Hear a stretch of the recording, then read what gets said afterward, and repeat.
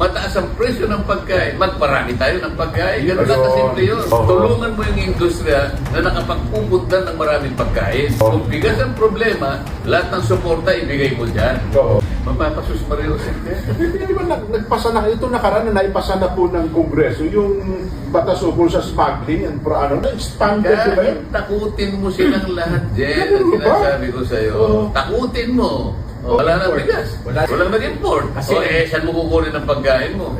Tulungan mo ang industriya mula sa kanyang subsistence na status, yung economy of scale ng mamamayani. Titipid ang resources mo, yung production mo mas malaki. Yun ang productivity ng farm mo. Halimbawa, ang isang karaniwang farm 75 kabans per hectare. Kasi yung productivity mababa Kapag naging efficient ngayon yan, mamalay mo isang 150 per hectare. Isipin mo yan. Laki ng kita. Kung sana nga alis dito, yung mga mandarambong. Kung sana nga alis yung mga kawatan tungkol sa bigas. Wala tayong mapapala dyan. Mayroon na pong plano ang Department of Agriculture na magdeklara ng tinatawag na Food Security Emergency.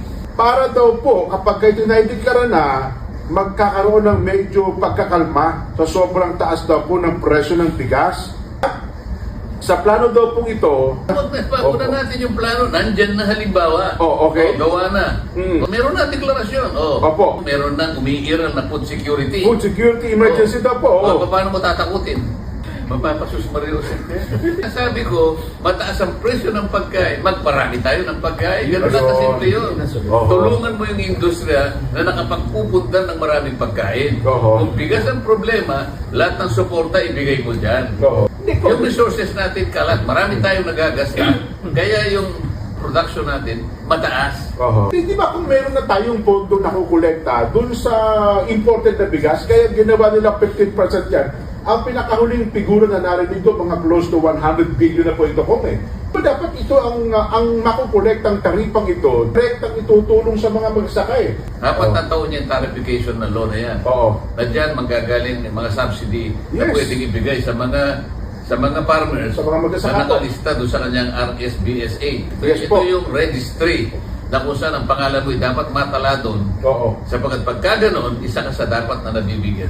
Yan ang nga sinasabi ko sa atin Ang dami nating dapat na ayusin. Ang dami talaga. Ang daming hamon. Hindi lang mga agriculture. Ngayon, nabawasan pa yung budget ng agriculture. Akala ko ba ipupundar natin ang isang programang pang food security. Pagkatapos babawasan mo yung budget niya. Parang yung nakikipag-away tayo sa West Philippine Sea. Na minomodernize natin ang ating kasundaluhan. Pagkatapos binawasan mo ng 15 billion ang budget ng DND. Parang taliwas doon sa gusto mong mangyari.